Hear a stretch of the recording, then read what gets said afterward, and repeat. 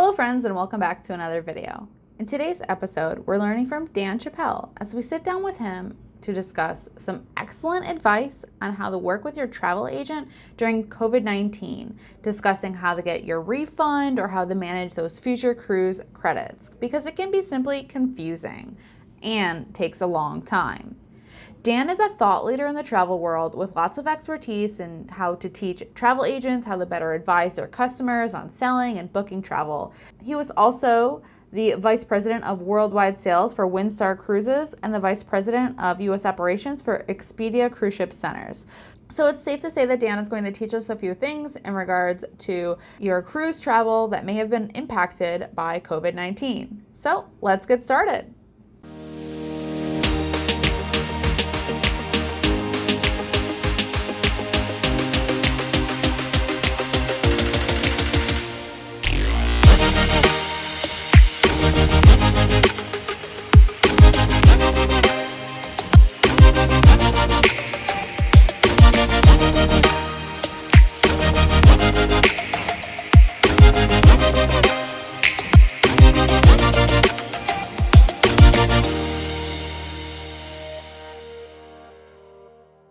Talk a little bit more about current events with pause on cruising and everything going on with deposits, refunds, future cruise credits. This is a confusing world for cruisers with how do I navigate rebookings and what options do I take? How can the travel agent hold your hand through all of this mess and make it so that you can eventually have a good vacation? Okay. So, and that's a great question because there's a lot of miscommunication out there. I think that, the environment changes almost on a daily basis. You can thank it shouldn't be a political situation, but it's turned into that. So you don't know. And I think the cruise industry in particular has been unfairly singled out. They already, attain higher standards than any local restaurant or hotel or anything else that they have to maintain. So, but we all get what it is. It's sensationalized news. When it comes to, let's say you have future cruise credit. I think all the cruise lines across the board are giving you that credit plus 25% bonus if you take it as a future cruise credit instead of a refund. Mm-hmm. I don't know of too many investment opportunities that I can get a 25% return on. So, if you're going to take that vacation and it may be next year or the year after, whatever, my advice is take the cruise credit. Yeah. Because things will turn around and you have to kind of think of it as an opportunity and positive of, this isn't forever. You're going to it's just like, we came through after 9/11, after the economic collapse in 2007. I mean, we come through this as a society and people travel. It's a pent up demand. So people will travel. So if you've got the opportunity to take future cruise credit, I would take that. Now, to be fair, the competitive environment is going to change as well. I mean, they're going to, and I don't know who they are, but there are going to be probably cruise lines, tour companies, hotel groups, travel agency groups that are going to go out of business because of this. Yeah. I mean, it's an economic collapse, but I think you're pretty safe when you're looking at the big three cruise lines in particular, Carnival, anything that's a Carnival brand, whether it's Costa, Holland America, Princess, Seabourn, Cunard, P&O, whatever. You're safe there. I would say you're pretty safe there. Royal Caribbean and their brands, which is Royal Caribbean, Celebrity, Azamara, and Silver Sea. Right. So if you're booked on any of those, you're pretty safe there. And then Norwegian Cruise Line. They're the newest of the public companies into the thing, but as a public company, they will tend to survive. Yeah. Without question. And that would be Norwegian, Regent, and Oceania Cruises. Okay. So, you've got a lot of brands. I mean, you're encompassing probably 75, 80% of the brands out there. I would also say AMA Waterways is probably one that you're pretty safe with as well, because they don't have any debt. And so, taking the future cruise credit is something that to me is kind of a no-brainer. But if it's a tour company or something that is hemming and I mean, if you're not getting straight answers out of people and you feel more comfortable getting your money back, take your money. Mm-hmm. Take your money. But those future cruise credits, that's 25%. That's a 25% bonus, and that can go a long way to taking you. Let's say you normally sail in a balcony cabin, that might get you up into a suite or something like, and to enhance the experience that you have. Not only that, they give you onboard credits as well as part of that. So it's not just the 25%. There's a whole package of stuff that goes into it. Right. And a good travel agent, and the thing about this is what most people don't realize is those future cruise credits don't have to be booked with the same travel agent. So if you weren't happy with the travel agent that you've been working with, you can take that and take it somewhere else. I would encourage you, if you are happy, to stay with where you are, because they've been working their tails off for you for the last couple months. And the loyalty, there's a lot to be said for loyalty and personal service and things like that. But it's yours. It's your money to do with what you want, and take that for what it's worth. But I would take the credit. Does the travel agent have anything to do with why the refunds are currently taking so long, given the climate? No. Can I, have my travel agent or advisor expedite it in any way? I know a lot of people are frustrated with their options of, whatever they're choosing and the delays that they're experiencing. If you're blaming the travel agent in 99.9% of the cases, you're taking it out on the wrong person. It's not the travel agent. The travel agent, when you make a booking, they don't keep your credit card data. Typically, it's the cruise line or the tour company that processes that. They may they may charge you their fee if they have a fee to that. Mm-hmm. and that's something different. But as far as your actual trip goes, it's typically charged to the vendor, and then the vendor pays the travel agency the commission after that.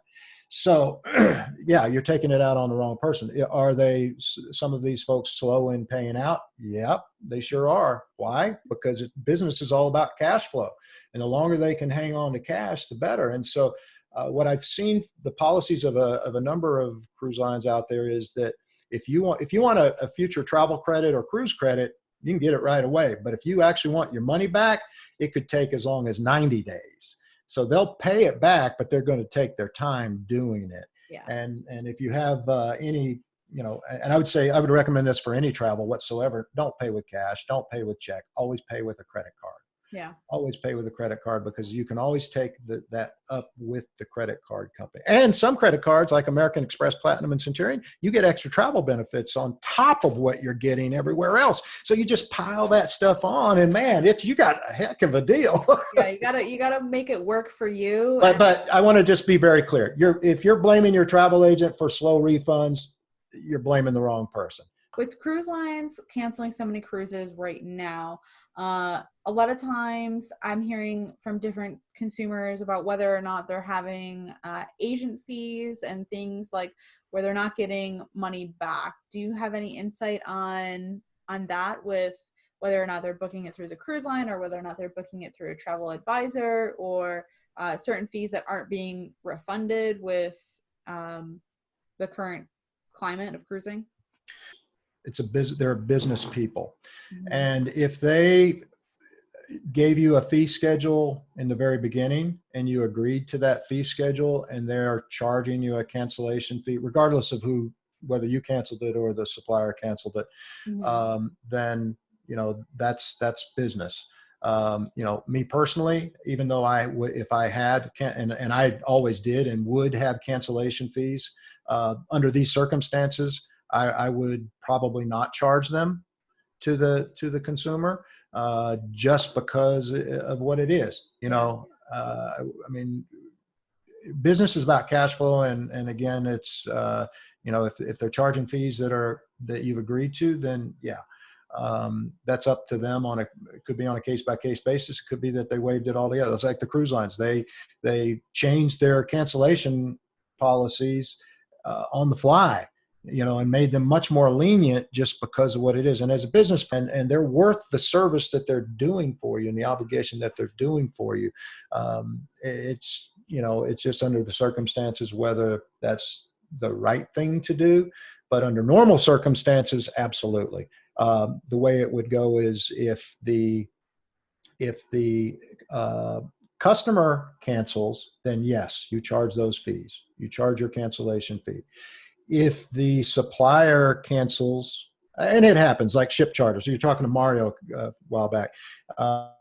Ship charters are a fairly common thing. And Mm-hmm. so if you're already booked on something and then they cancel and move you somewhere else because of that, usually the travel agent will not charge the fee based Right. on that. That's typically what it is. But you know what? They're independent business people, whether it's the big agencies or the small agencies, and they make their own policies when it comes to their services. I'd love to hear more about your book. I know that you have a lot of wisdom that you share, and actually is a requirement when people become travel agents. So if someone was looking to kind of go down that path and even become a better salesperson, what's offered? So the book is called Get Your Ship Together, The Wealthy Travel Agent Guide to Sales. My Very company is the cute. Wealthy Travel Agent, and I coach travel agency owners and agents to be better salespeople. And being a better salesperson doesn't mean being a pushy salesperson. It means serving the needs of the consumer. And just like I said, because this is no different than selling real estate, cars, insurance, groceries, anything else.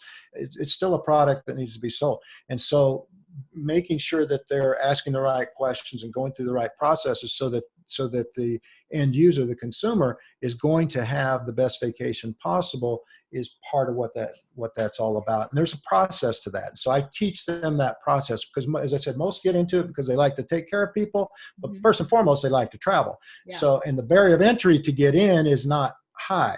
Unlike a real estate agent where you have to take a certification and get licensed, that's not the case in travel. Just about anybody with an interest can get in. So it's make sure you get properly trained. And when you're looking for a good travel professional, look for that they're a member of CLIA, make sure they could be a member of ASTA. These are going to be signs that they're full-time or doing this professionally. But the book itself is targeted more towards them being better business people. And it's funny, travel agents who bought the book have told me that their spouses read it. And, one of them was in commercial sales. He said he learned a few things that helped him close some sales in what he does. I get that a lot because it's not selling is selling.